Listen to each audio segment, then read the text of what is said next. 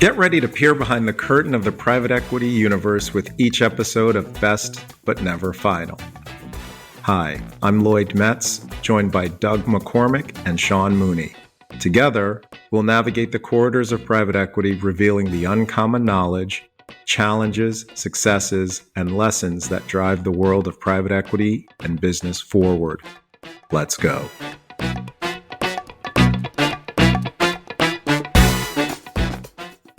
It is great to be back with Lloyd and Doug. Doug and Lloyd, how are you?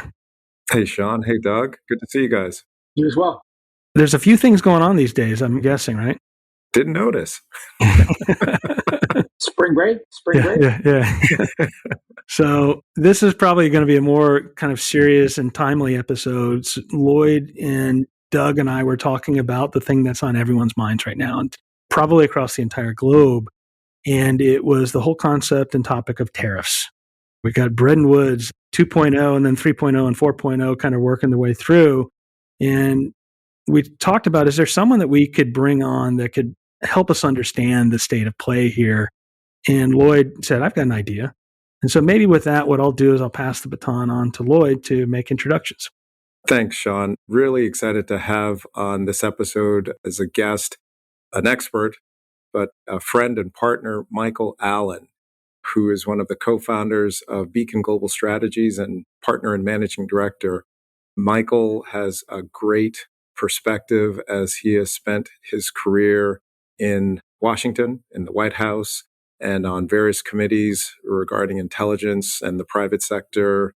Great mind on this topic, and really excited to have him join us. Michael, thank you for coming. Tell us a little bit more about your background and the experiences that you've gone through that give you this great insight and purview. Everybody, thanks so much for the opportunity. And Lloyd, thanks for the invitation. Yeah, I mean, I've been at Beacon for 12 years, but I got out of law school and went to work for President Bush. I worked for him for both of his terms, 7 in the White House, mostly doing National Security Council work, and then came out, took a couple of years at a think tank, and then went up and worked in the Congress and was the majority staff director of the House Intelligence Committee. So we sort of oversaw and did the budget for CIA, NSA, and all the other elements that we call the intelligence community in Washington. And then I got together with a few other people, and we decided that we wanted to put together a national security, foreign policy, geopolitical risk advisory firm. And that's where we came up with the idea for Beacon Global Strategies. And we've been at this for a while. And of course, we have a terrific relationship with Lloyd and his firm, ICV. And anyway, we're happy to talk about these issues. This is what we do at work all the time, is try and study these. And so it's good to have the opportunity to discuss them. Great. Well, I think this is a really unique opportunity for a lot of us to understand what happens behind the scenes. So I'm really grateful for you to spend time with us. Lloyd, do you want to kick us off maybe in terms of where would you like to go first here? Honestly, Michael, if you could just help us understand what is the current state of play. It seems to change from week to week, day to day, but give us some perspective on sort of where are we? What's the original plan? What's the intention? Just maybe start there. I'll definitely get into tariffs, but let me just lay out what I think you already know, but might be a useful scene setter just in terms of what the world economy is currently looking at. And that's a wide distribution of possible outcomes on many key policy issues. So first, it's of course tariffs, but look at the turmoil around the Federal Reserve, and will Trump try and fire Jerome Powell? And what will the rates be? We are in our Congress working through an enormous tax bill to redo the Trump tax cuts. We're in the middle of the DOGE, which loosely we'll call public sector reform. We are wading through at least 90 countries' reactions to especially tariffs, but many of these other issues. And we're in the age of productivity enhancing inventions like AI and others. We're worried about the functioning of the financial market, especially the bond market of late. And the international trading system is under pressure. And finally, what we really talk about a lot at this firm are geopolitical conditions around the globe, and we have tensions in the three main theaters. So think Russia, the Middle East, and China, or Asia, particularly with China. And so there's just so much going on. And then you put a new president in, Donald Trump, who feels like he has a mandate to make enormous economic changes across the board.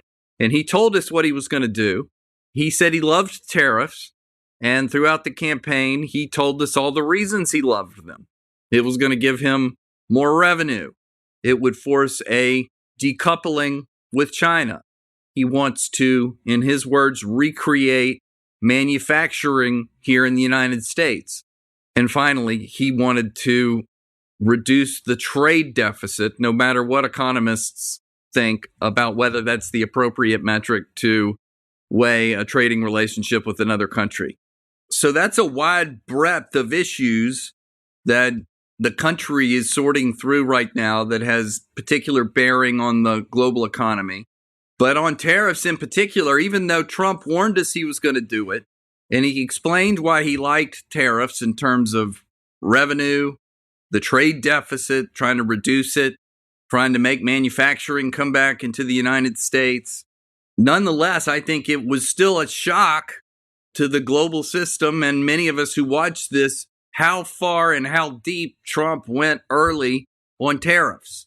He went, of course, against Mexico and Canada, but then seemed to work a few things out, and then really started to go against China. He declared Liberation Day and really went to the max on a series of tariffs against many of our allies across the world and some that aren't our allies. But in any event, I think you've all seen the story. He felt pressure, apparently, from many people in Wall Street. I think he wasn't as moved so much by the stock market as he was by the bond market, and he ratcheted everything down. Where we stand today, though, is that he's kept the tariffs on China. That was always his bête noire, the people he wanted to go up against the most. But also, as the Trump U.S. trade representatives were saying in a meeting today, this, no matter what you think of Donald Trump, is a historic, unique moment in history because over 90 days, or at least in the medium term, we're going to be negotiating bilateral, let's call it term sheets, and then maybe new trade agreements with as many as 90 countries around the globe.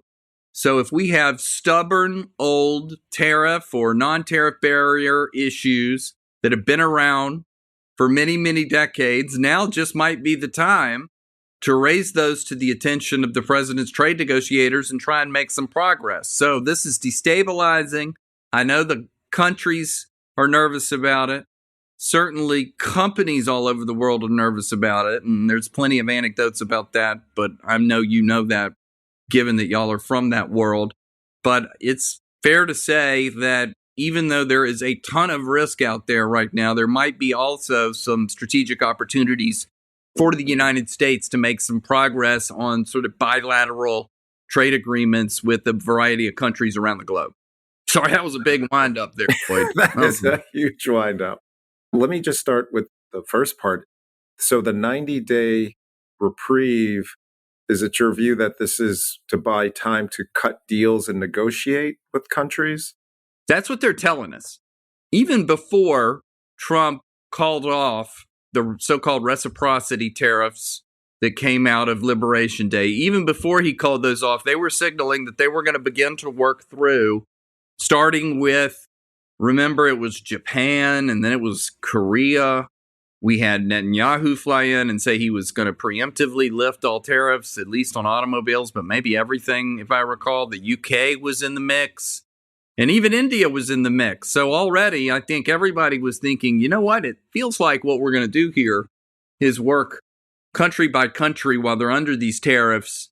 People got nervous and we yanked the tariffs off of everybody but China. But yeah, I think that is the way to go in the short to medium term, to begin to, during the 90-day pause, settle all family business with a lot of these countries. You saw Trump tweet Sunday night. He doesn't mean just tariff stuff.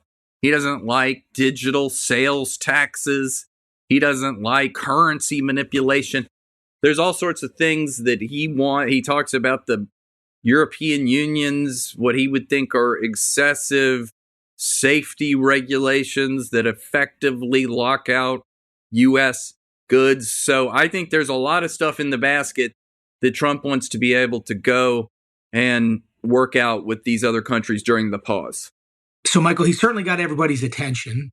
And do you think it's plausible that, can they make that much progress in 90 days, or at least have a term sheet or something where you've got an agreement in principle?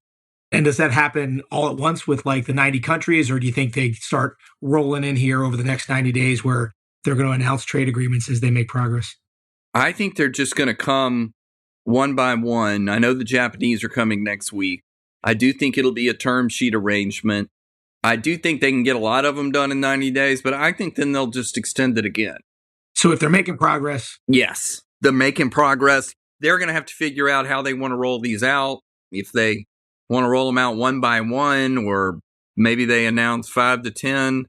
We're hoping they have a good strategy around this to isolate the Chinese. If we're keeping the tariffs on the Chinese, and those were the ones who sort of exploited, as we all know, the goodwill of the world community by letting them into the international trading system.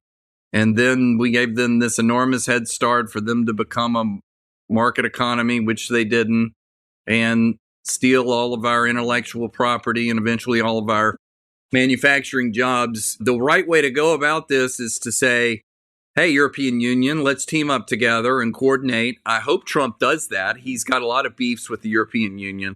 But at a minimum, I hope he begins with Japan, Korea.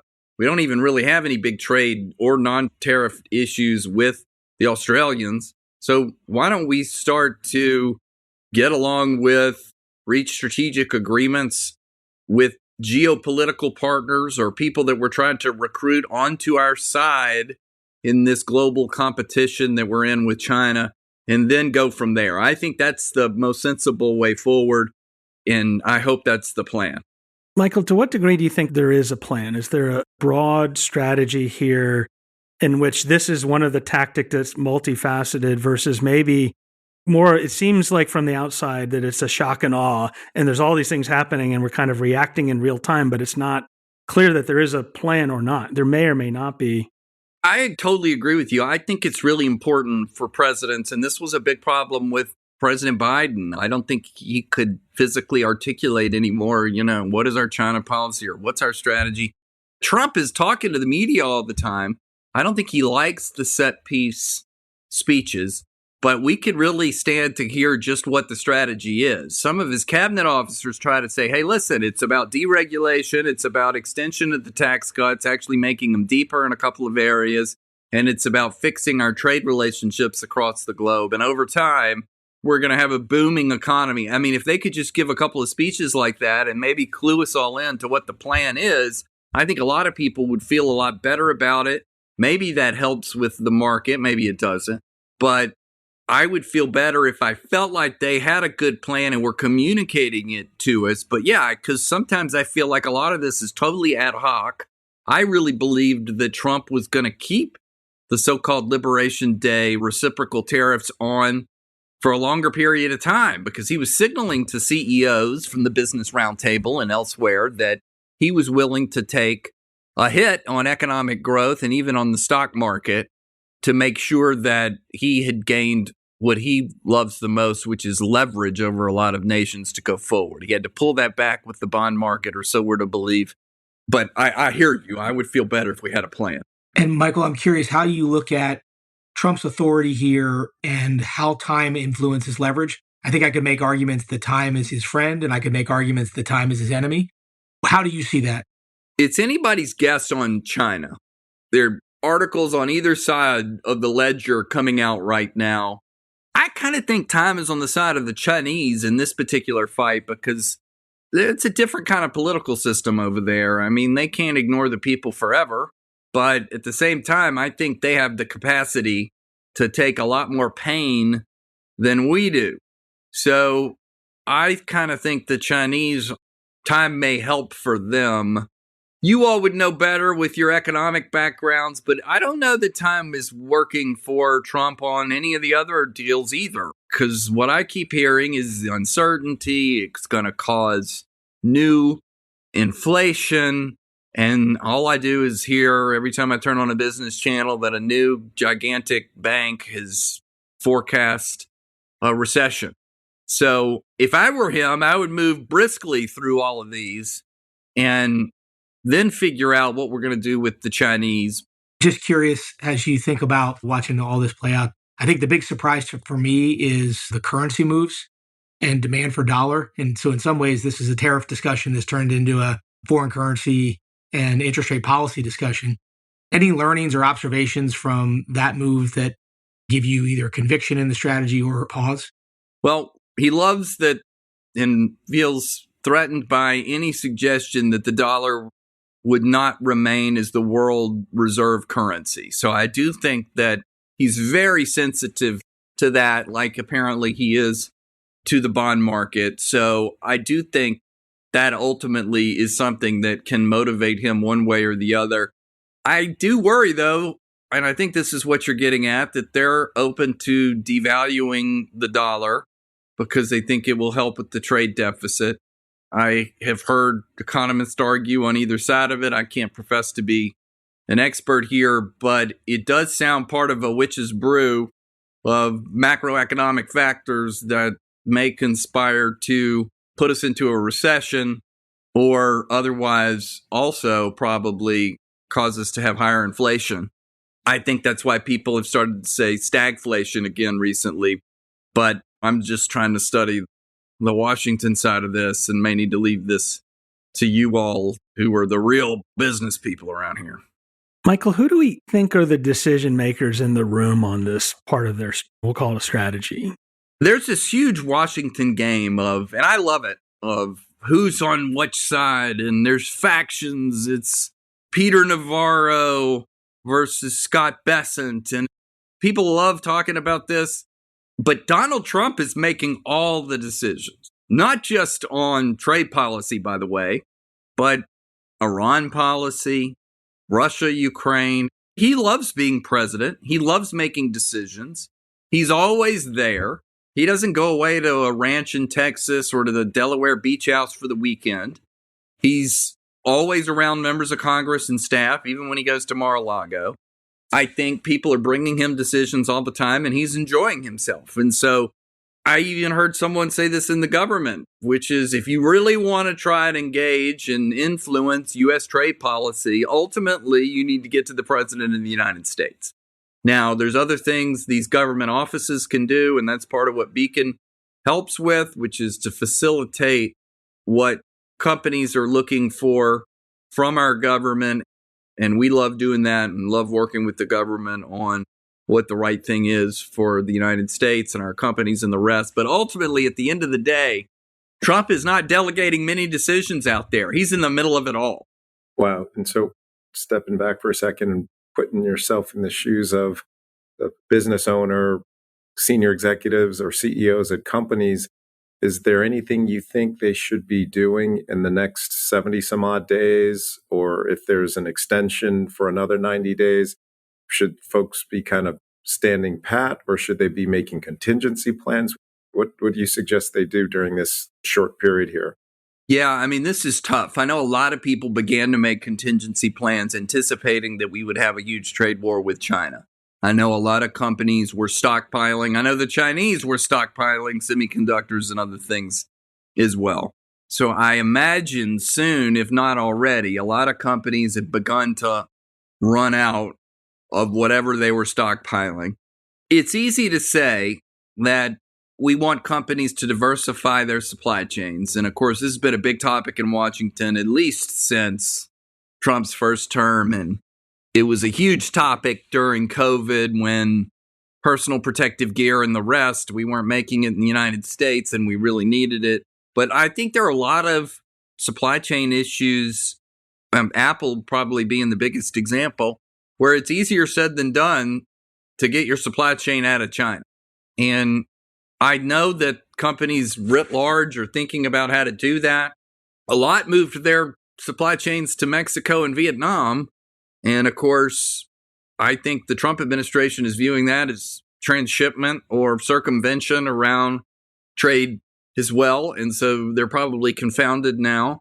But I think we've got to get clarity sooner rather than later on just what we're doing with China. Scott Bessent said today, he seemed to signal that maybe we would come to some sort of agreement with the Chinese sooner rather than later. That seemed to help the stock market today.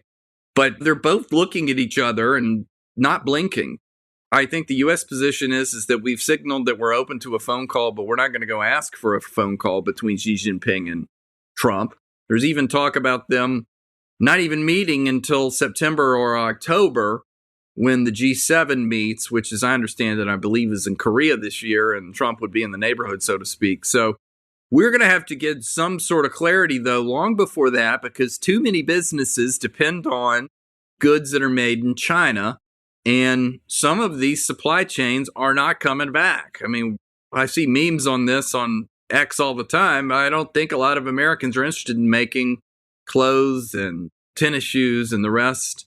So we're going to have to work through, well, maybe if we're going to decouple from China, it should really just be on strategic, important goods that we really, really need. So we've learned about pharmaceuticals, ships, personal protective gear, semiconductor parts, rare earth minerals. There are a lot of strategic things we need, all kinds of metals and stuff, but maybe not for every textile, maybe not for every consumer good, maybe not for every consumer electronics device. So I think we got to figure out a way to split the baby here.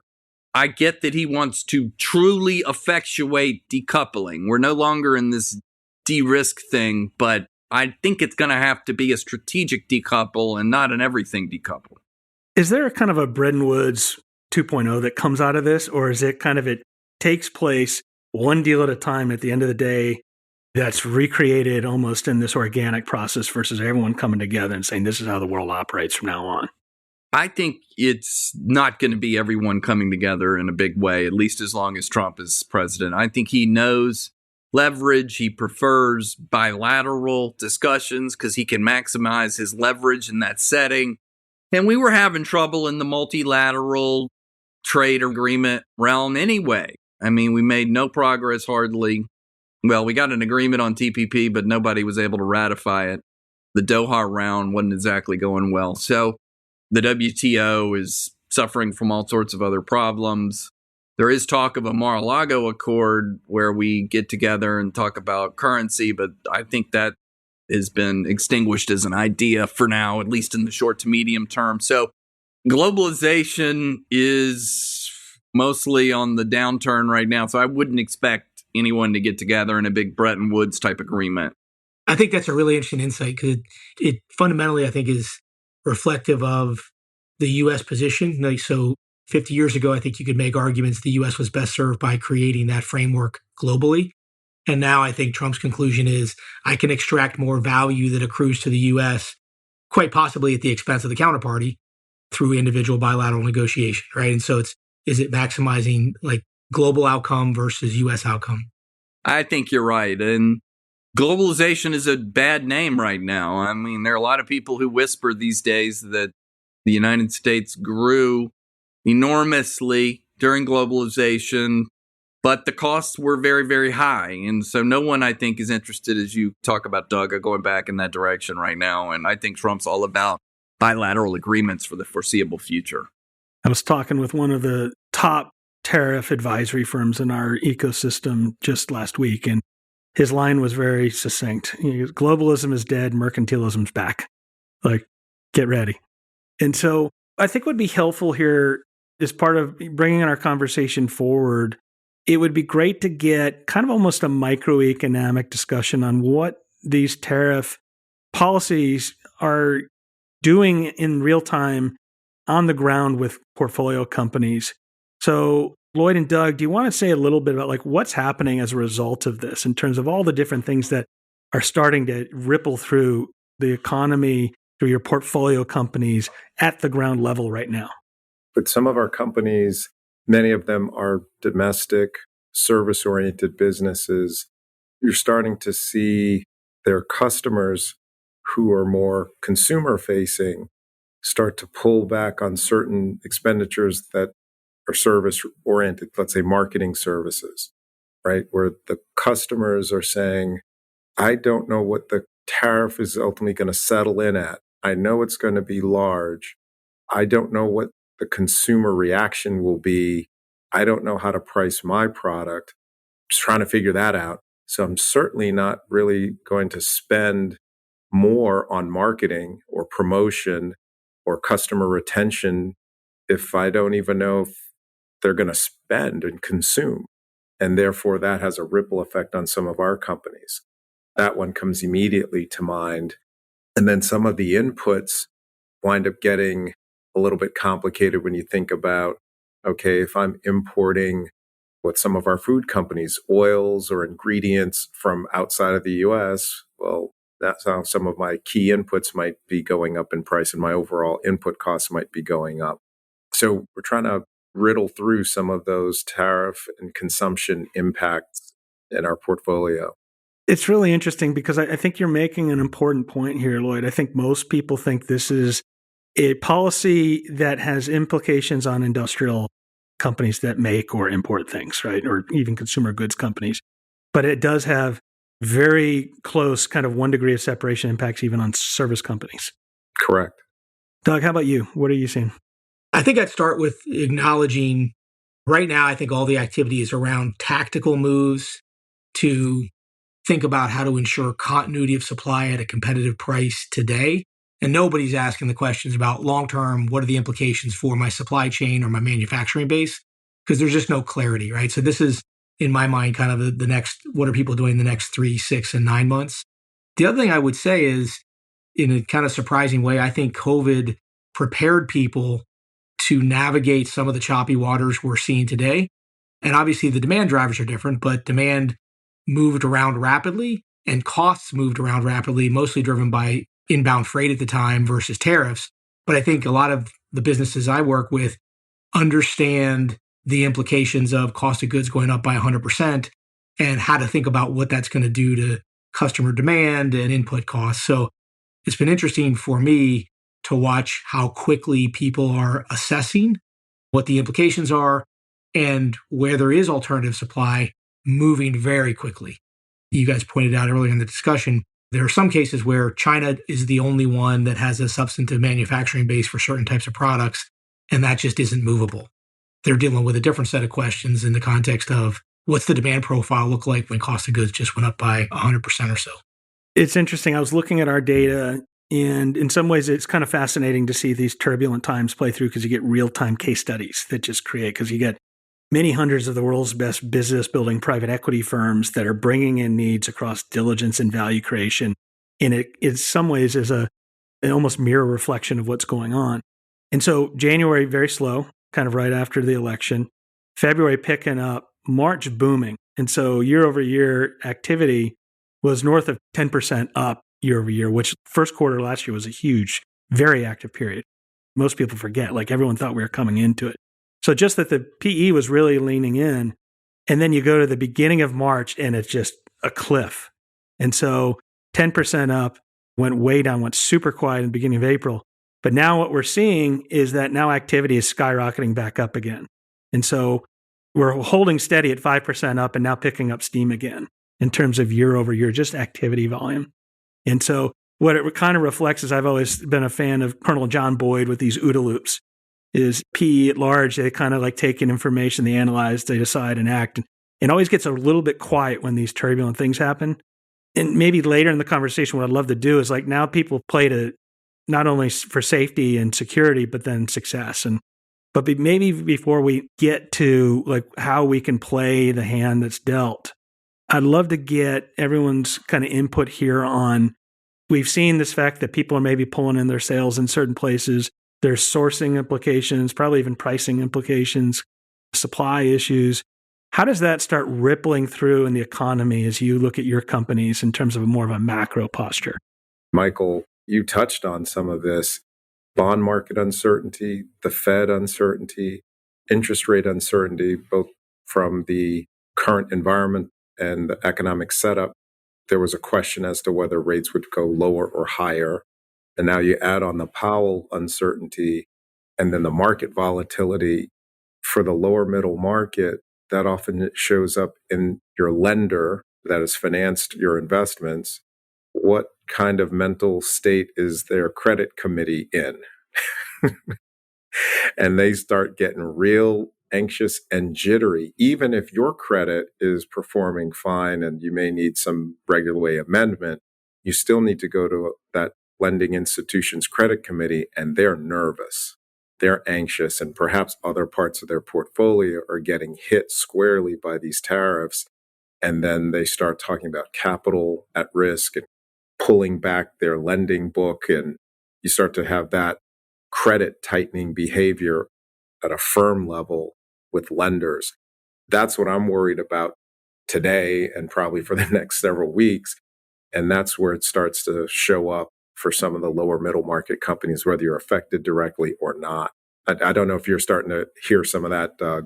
Michael brought up the term stagflation earlier in the conversation. I think that's a pretty interesting way to think about the environment. I mean, uncertainty saps demand, right? Hard to invest, hard to have conviction about how to allocate capital with so much uncertainty. To Lloyd's point, you've got the banks who will be risk off and constraining access to capital. And at the same time, you've created an environment where, by definition, you're going to have pretty rapid rising cost of goods. And so I think you throw all that together, it's a tough combination to navigate. I think if I was trying to give you guys insights that are contrarian, I think everybody is suggesting that this is inflationary. I would tell you, I think it's going to manifest itself very quickly. Like if you think about COVID, it kind of snuck up on us over a couple quarter period. And I think because the supply base is so dynamic and so rapid, I think those price increases are going to flow through very quickly. So that's going to do two things. One, it's going to create pressure on inflation, but I think we're going to see the impacts in demand pretty quickly as well. So my only point would be, I think this is going to play through in a relatively short period, which increases the pressure to create that clarity so people can make decisions. Are you suggesting this won't be some lingering, long-lasting uncertainty? You think we're going to get an answer pretty quickly in terms of what's going to stick and how the consumer is going to react to it?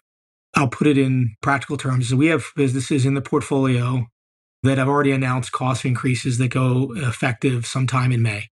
And so if you think about how fast that is, even in the absence of real clear policy, I think the consumer is going to start seeing the implications of that very quickly. It was interesting. So we were just getting ready to publish our quarterly insights report where we take all the data. Here's what you all are doing. Here are all the measures correlate with the economy and then see what's going. And the great travesty of all of this is that the Trump economy that I think all of us thought we were getting was really picking up steam and reaching its stride and hustling. And like everyone was like, let's go up until March 31st. And we saw business building, value creation activity growing dramatically, new deal activity really going up. You had debt markets open. We had the GDP was strong enough. You had inflation coming down, near all-time best unemployment rates, both the service and the manufacturing PMI above 50. Everything was happening. And then it seems like this is just one of those kind of unintended, like shoot your foot off wounds that didn't need to be happening. And so you hope that there's some wisdom going on in DC. And it feels like if they make a deal fast enough, take their wins and get back to the economic story that we all thought we were getting, get it back on track, it doesn't seem like it should be insurmountable. But the more from what I'm hearing from you that uncertainty reigns, the greater the impact to what we all were actually getting that we thought we were getting as of March 31st. One irony and one of the implications of this dragging out that I think people underappreciate, the irony is through COVID, there was this overcorrection. So people were undersupplied on a lot of things. We imported in excess to catch up. And then that all manifested itself in excess supply. And retailers and a bunch of other businesses were essentially hoarding inventory to avoid stockouts. And then I think in 23 and into 24, everybody leaned out again because the supply chain had finally got predictable and there was no need to hold that excess. And so I think we kind of got back to the optimal kind of supply chain setup and when we introduced this new chaos. That's going to happen again, right? So people are now avoiding purchases because they don't know where to buy from, because they don't know what the landed cost is going to be. And so we are leaning out the supply chain, and that's going to create that whipsaw again in a matter of months, I think. When I listen to what Michael has said, Sean, I'm not so sure there's going to be a get back to delivering the economy that we expected. I don't know, Michael. Can you put the genie back in the bottle? It sounds like there's a one-way direction, get some tariff deals cut. And it's just a question of who gets stuck with how big of a tariff. And then that's what you got to live with, right? Yeah. Well, to hear you all talk about the sure or certain onset of inflation, stagflation even, people talk all the time. When are the Republicans going to stand up to Trump? Or when are the Republicans in Congress going to say something? The only time I've noticed them saying anything so far was at the beginning of or just after Liberation Day, when the reciprocal tariffs went on. And I think it was easier for them to speak up because they were having issues in their districts or in their states, probably just along the lines of everything you all are discussing here. So they were able to put their hand up and say, I'm worried about what we're doing here economically, because they had backing from certainly their districts and probably a lot of Trump Republicans in their districts. And so if the economy gets significantly worse, I do think that is one safe place Republicans can go.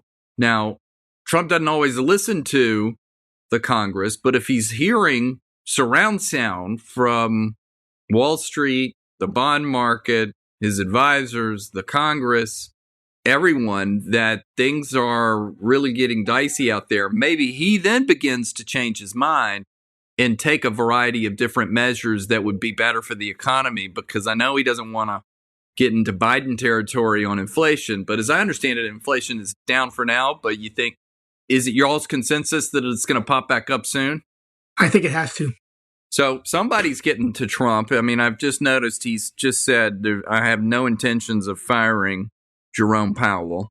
And Besson said something about, we hope to work things out with China earlier. So maybe these are small steps that people are beginning to see that he needs to temper down because the economy is really going in the wrong direction. I was talking with a friend of mine at another PE firm, and we were talking about how do you make decisions? And the answer was clearly, you can't. And if you can't make decisions, you can't invest. And I think the consensus was we can agree on a lot of what they're trying to achieve, right? Make the trade dynamics more fair, right? Because I think we give a lot of the upper hand away and have often to our detriment. And you can argue about the wisdom of exporting our supply chain, particularly strategically with a new global rival.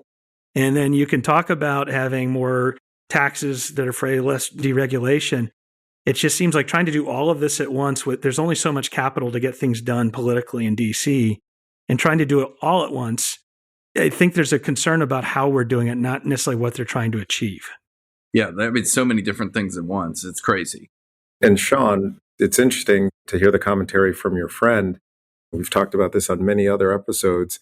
One thing that's true in private equity is that clock is ticking from the minute you close on an investment. And so not making decisions that move your company forward, build capabilities, help that business grow, help that business become more profitable, it's hard to sit and do nothing. It's hard to not make a decision because you're always on the clock and that time is not your friend. Maybe that's just me. I don't know what you think, Doug. And it feels like a sunk cost to me, meaning like if I have no conviction on whether to invest or disinvest, I think sometimes you're forced to wait for more clarity. The clock is ticking, you're right, and there's nothing you can do about it. With Lloyd and Doug and Michael also, like you're all sitting at the card table of business and life here, and the cards are being dealt, you got to play the hand. How do you play it to win right now, given what it is? What are the strategies that you can do to move the ball forward in any way you can in a time like now? In Washington, I think playing to win now is if you have issues with any other country but China, I do think we're at a really interesting point in certainly American trade history, where no matter what you think of Trump, he's created an opportunity. He's created some space where everyone in the world is coming to him, and everyone is throwing, at least so we hear, term sheets at him of things that they will do in order to get the 10% reciprocal tariffs lifted and or ensure that higher tariffs don't go back on. And so I do think there is an opportunity to work some things out with some other nations right now. I think the best way to organize in Washington is very likely through your trade association or even through your members of Congress and the rest. And the more people that have the same issue, the better.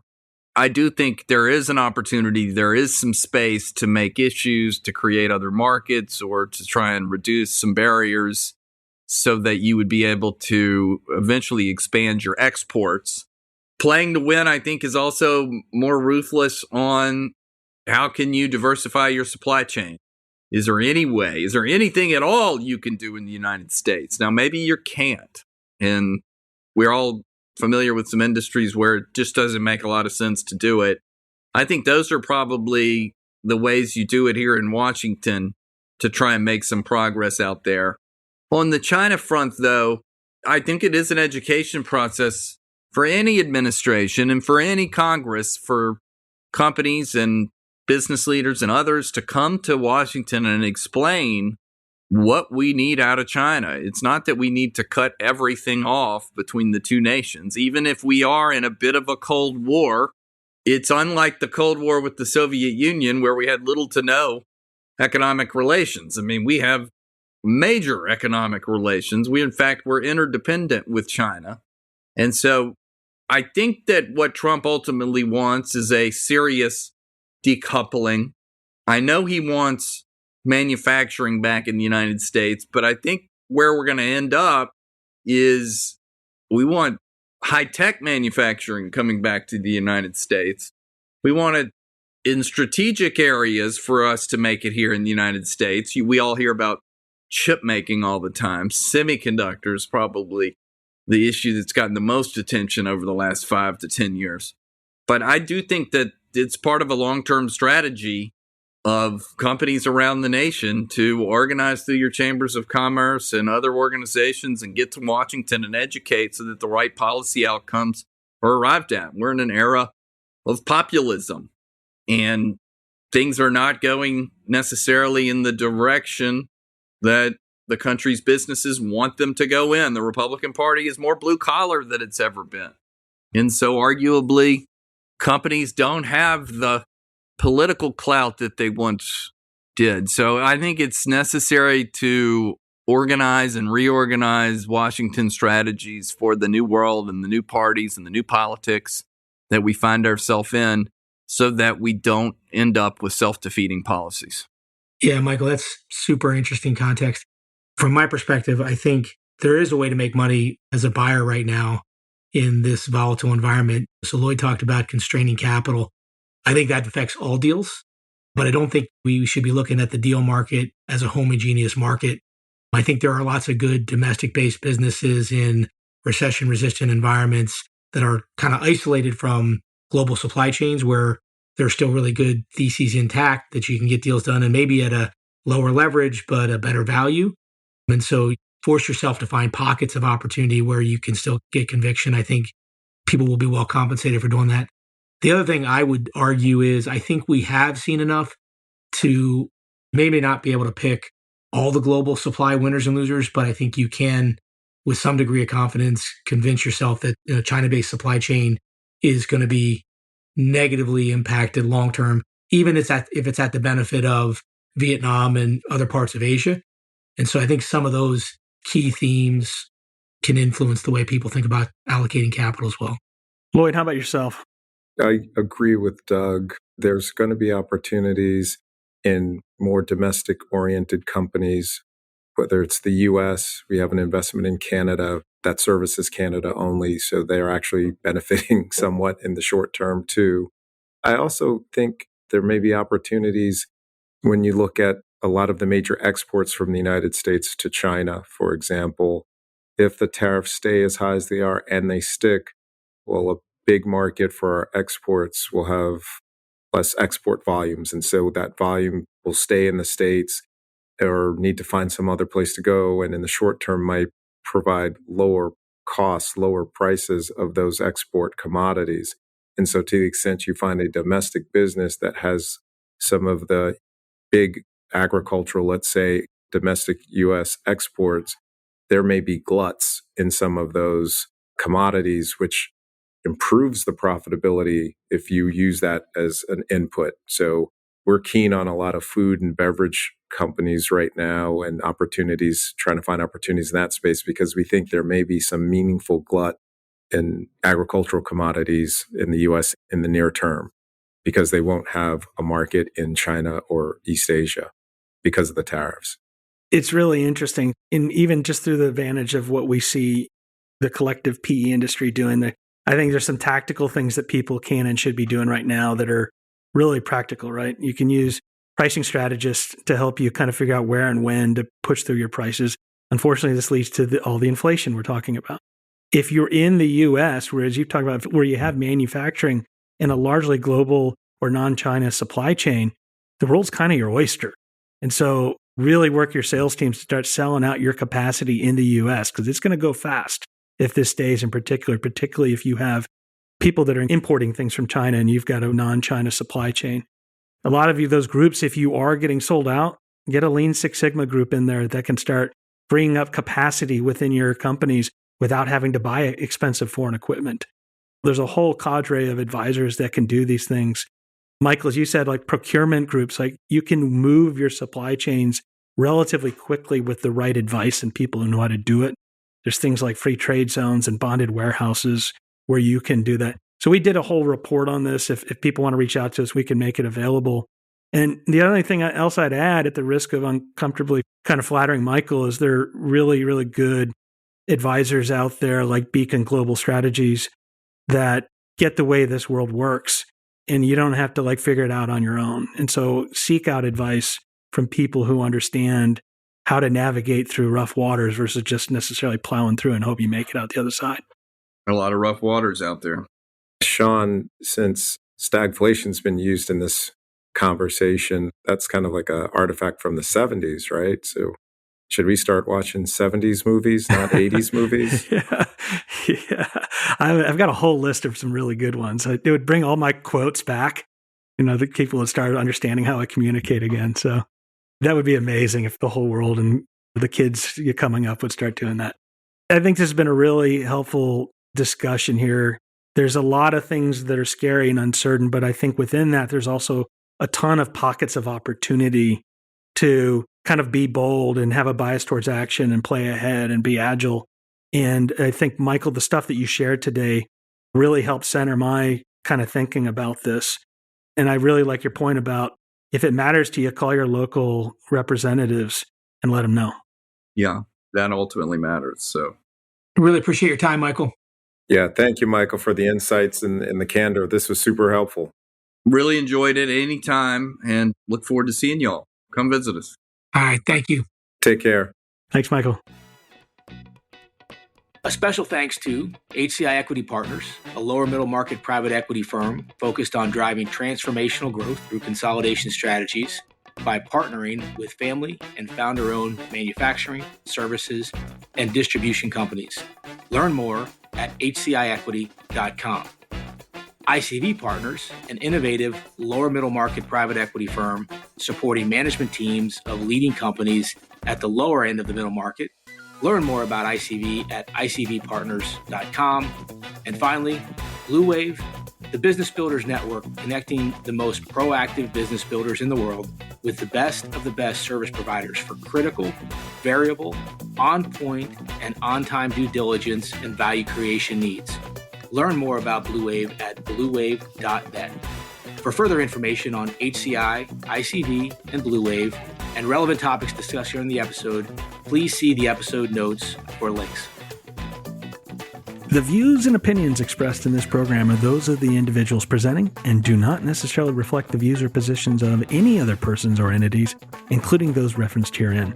No representations, warranties, financial, legal, tax, or other advice are made herein. Consult your advisors regarding any topics discussed during this episode.